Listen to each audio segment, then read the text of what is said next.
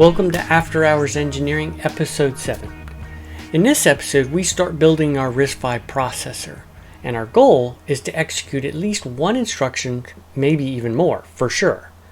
We'll start off simple by implementing a single instruction, the EBrake.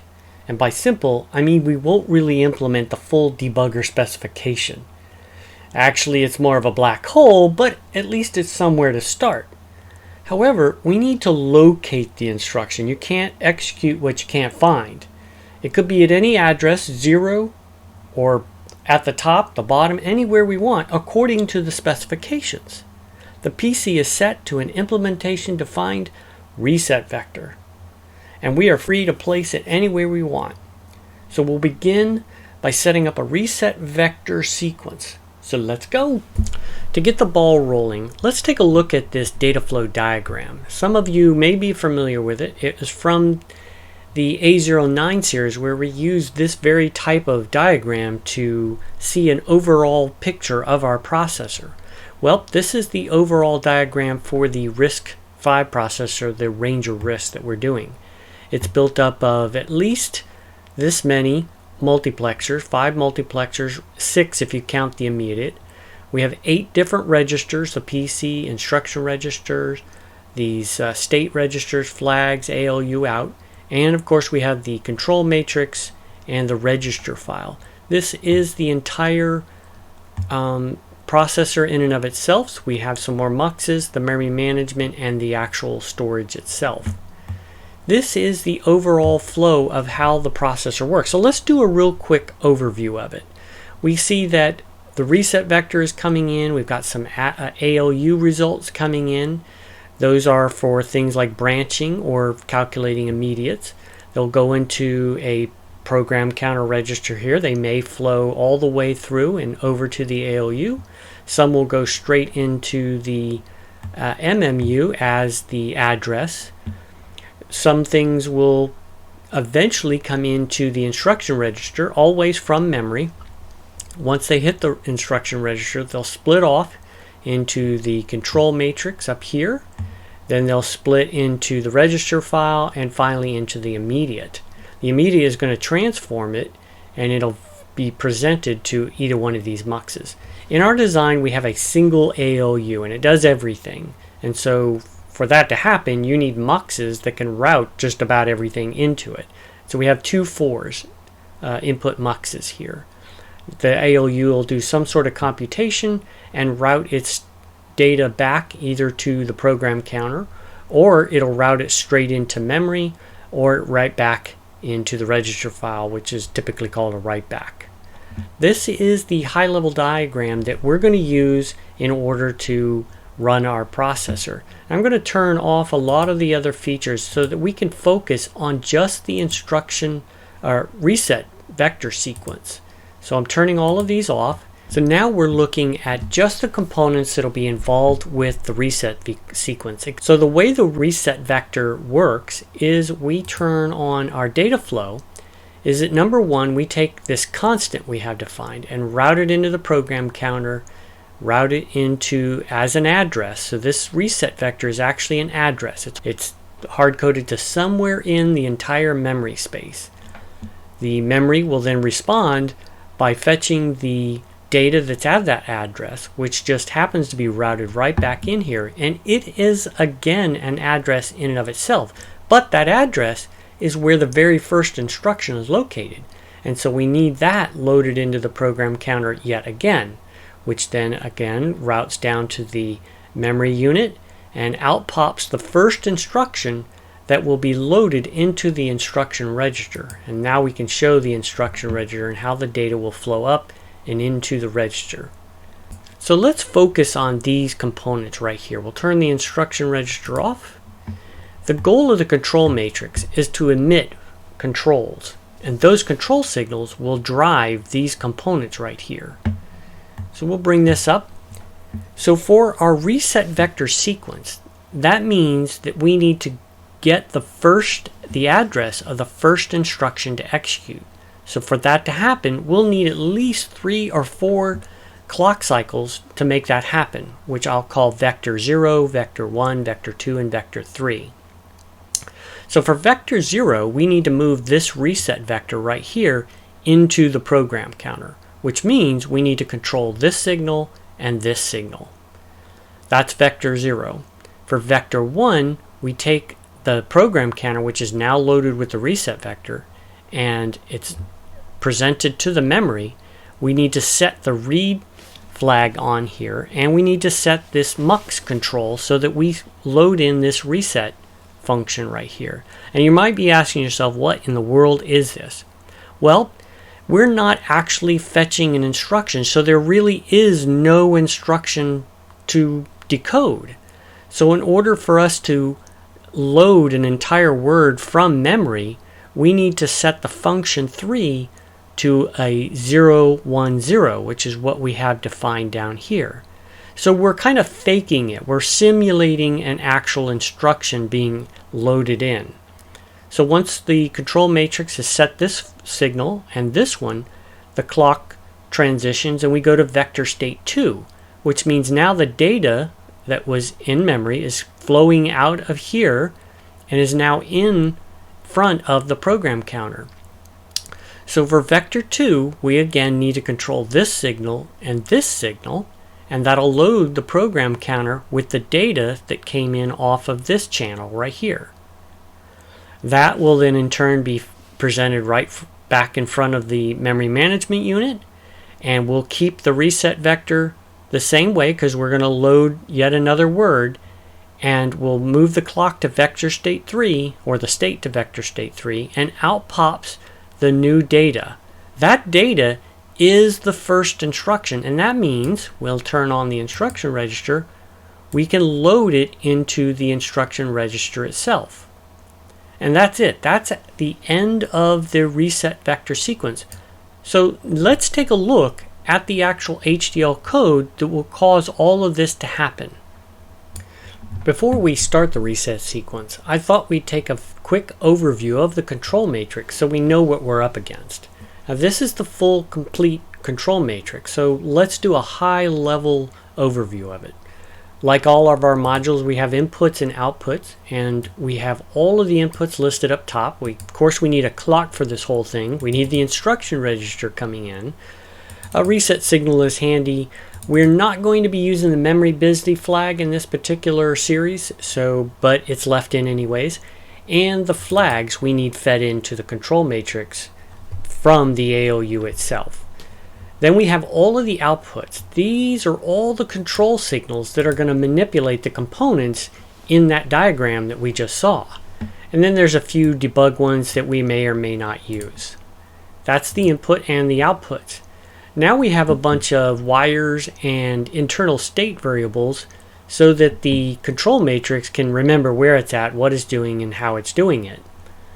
Like, for instance, taking a branch. We want to know and hold on to whether we're taking a branch in between clock cycles. And we also have an initialization step which sets us up for a beginner state. We always want to start up the processor in vector 0 in the reset state and some sort of default instruction state. That's our initialize statement. And for our melee machine, it's broken up just like on the A09. We had a giant combinatorial section or combinational section, and we have a synchronous section. Now the synchronous section is identical to the A09 because we're using a melee machine. We have this very simple little circuit. If the reset is active, then the current state of the control matrix is maintained and set to reset. As long as that reset's low, the processor stays in its reset state, and the vector state sticks to vector 0. It doesn't go anywhere. It will go around and around in a circle with every clock cycle stuck in this state. As soon as the reset goes high, we exit that state and come down here. For here, if we're not in a reset complete, then, or in this case, if we are reset complete, then we will start tracking the state variables. So the current state will become the next state. The current instruction register state becomes the next one. Otherwise, if we are not reset complete, again, we stay in the reset state, but we move from one vector state to the next. This is the reset sequence right here in action. This section right here is the normal operation of the processor. This is just how the A09 worked as well. And then the final portion of it are all the assignments of the internal signals to the outside, and then a few debug variables. So let's scroll up here and look at the combinational section, which you can see is pretty large. We start at 129 and go all the way down to 737. So it's the largest circuit portion of this module. So we pop that open, and like all combinational circuits, we have default values to minimize latch inference. We don't want latch inference, and Verilator will complain very strongly to the point where it'll stop you, and you'll have to fix it. So there is all of our default values that we maintain on every clock cycle. The only thing that changes any of these values would be any of these states down here. So here's our reset. Now this looks familiar. This is identical to the diagram that we saw in the previous episode, where we had a reset, a fetch, a decode, and an execute. We're going to be looking at the reset in this particular episode. If you'll recall from the diagram, our goal is to implement the reset sequence, and that's what this section does inside of the reset state. Part of the reset state is to maintain two flags that indicate whether the CPU is ready and it has completed the reset sequence. And then finally, this is the signal from that mux that was real close to the MMU. By setting it to a 1, we're selecting that reset function. We're simulating an actual instruction that's occurring. No instructions have been loaded or executing. Why? Because we're in the reset sequence. This is a very special state. Once that happens, we start off in vector state, or vector 0. So we'll pop that open. And if you recall from the diagram, the two things that the control matrix needs to do is make sure that it selects the correct source on the PC mux and enables the loading of the program counter. This is actually going to select that reset vector. That's the first vector. So if we go to vector state 1, now in between that, you could think of this line 202 as a falling edge of the clock, and that means that the load occurred on the PC, which is exactly what we want. So now we're at and we set the next state to vector 1. So here we are in vector 1, and all we do is set that read flag to 0. And of course, we're maintaining the mux function 3 as a constant. And we go to vector state 2. Once this happens, the output of the MMU now has the address of the first instruction. And again, if you refer to the diagram, you'll see that we need to re-enable the loading of the program counter and select the reset address, the other input on the PC mux. And we'll need that last and final state, vector state 3. So if we come down to vector state 3, the goal of this is to read out of memory again and indicate that we're now complete and ready and in a functioning state, and transition to the fetch cycle. This will allow the memory to flow out of the MMU over to the instruction register. The instruction register hasn't been loaded yet, but it will be once we get to the fetch state. And that's it. This is the reset vector sequence. And all we did in each one of them was tell the control matrix what the value of that signal is. Loading, selecting something on a mux, again loading or selecting another field in a mux, and setting some external flags to help other modules, and reading. So there you go. This is the reset sequence. So before we look at any more HDL, let's flip over to our finite state machine and see what we've done so far. We know that we started off in vector state 0. We set up these signals to load the program counter and select its source. That happens on the rising edge. And then on the falling edge, when we transition from 0 to 1, we have now loaded the program counter. In vector 1, we tell the memory we want to get data from it. We want to pull data out of it. So we set the read low, and now the MMU has that output. And we transition to vector 2. In there, we re-enable the PC load and reselect a different source on the mux. And that will take the data that was on the MMU and load it into the program counter, which is the address of the first instruction. And in vector 3, we finally tell the outside world that we're ready, the reset is complete, and we now want to read the instruction from that memory. And we move to the fetch state.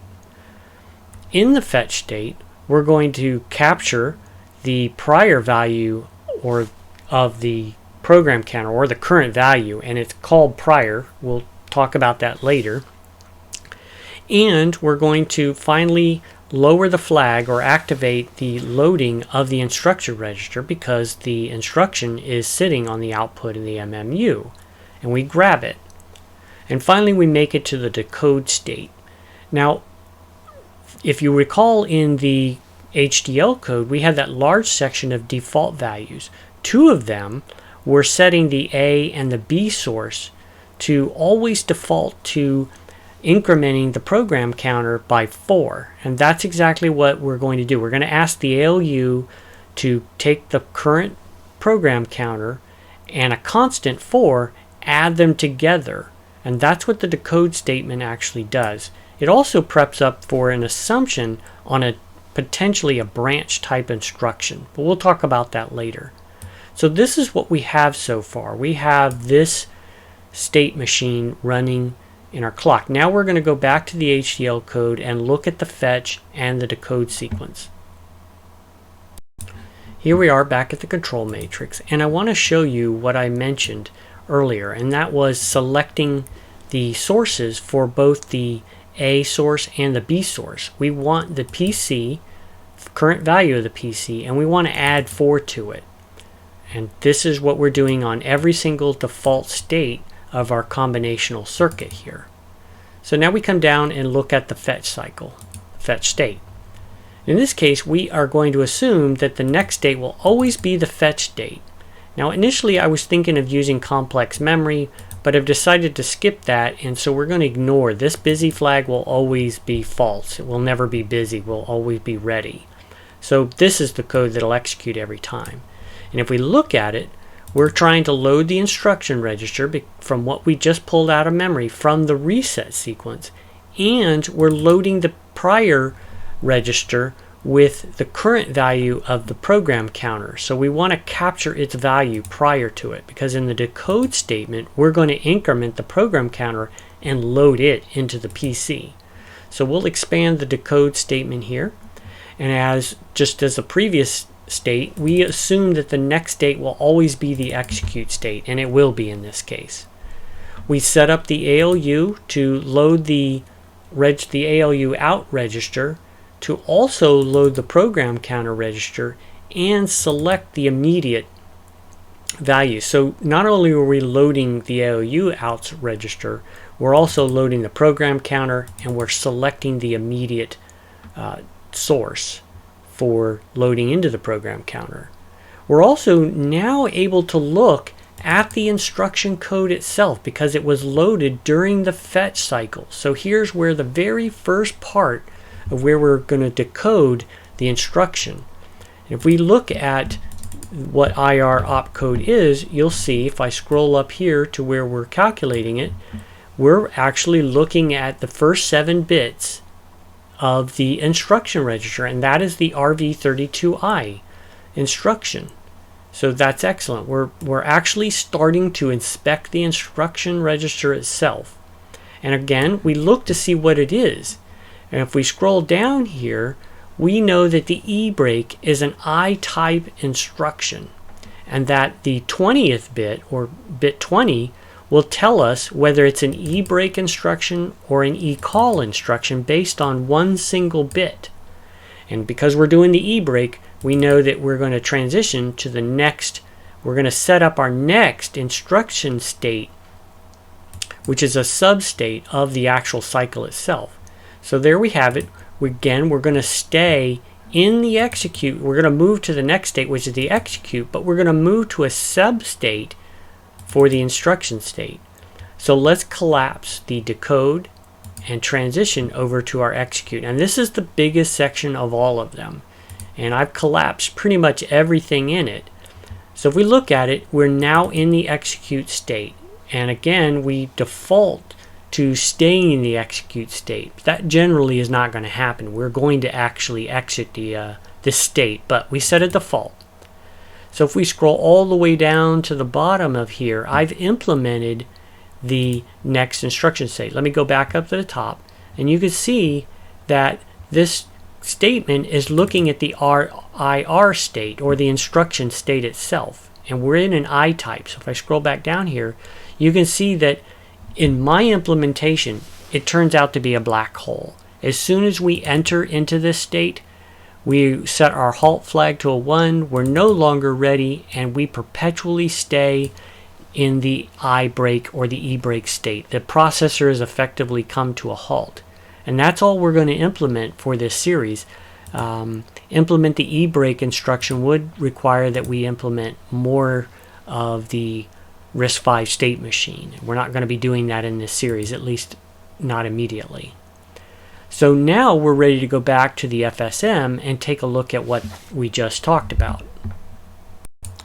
Here we can see our FSM, and we just talked about the fetch and the decode statement and how it wants to interpret the instruction as an EBrake. And when it does, it transitions over to the EBrake state and gets into a perpetual loop, a black hole, if you will. It'll just go around and around, stuck in this state forever until you either toggle the reset sequence or power cycle the whole thing.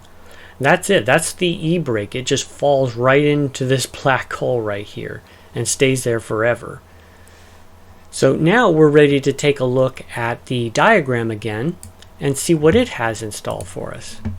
So we've just loaded the instruction register right here, and we've begun sending out signals from the instruction register, and one of them and some of the signals ended up in our control matrix here. The control matrix saw that flag and immediately locks itself up into an infinite circle going around and around doing the EBrake cycle. None of the rest of any of these components will be toggled or controlled anymore. It'll be forever stuck in the EBrake cycle. And we want to talk about the program counter and how it's auto incrementing by 4 with every decode state that's executed. We know that the program counter here has the current program counter value, the address of any particular instruction. In this case, we want for our state machine to maintain both the current program counter, and we want to remember it what it was prior to adding 4 to it. So in order for that to happen, we'll turn on the ALU, and we need the ALU to set up to add 4. So if we come over here, what do we need the control matrix to set up over here in order to add 4 to the program counter? Well, if we trace this line down right here, we can see that we need to set the A source to 0, 0 and the B source to 0, 1. And that will route the source, the current value of the program counter, and 4 into the ALU. And finally, we need to tell the ALU that it needs to do an add operation. That value will be immediately available out here, and we want to load it also into the ALU out register. Those are 2 things we want to do, and we saw that in the HDL code. So both of those are getting routed, but for now the immediate value is what we route all the way back. On the next cycle, we reset the source so that it runs into the program counter, and we load that PC plus 4 right into the program counter. So now we have PC plus 4 and we have the PC value, or the prior value, to incrementing it. And that's what you saw in the HDL code of the state machine. Okay, we just covered the hardware or gateware side of the reset sequence, but we have to ask ourselves, where are the instructions coming from?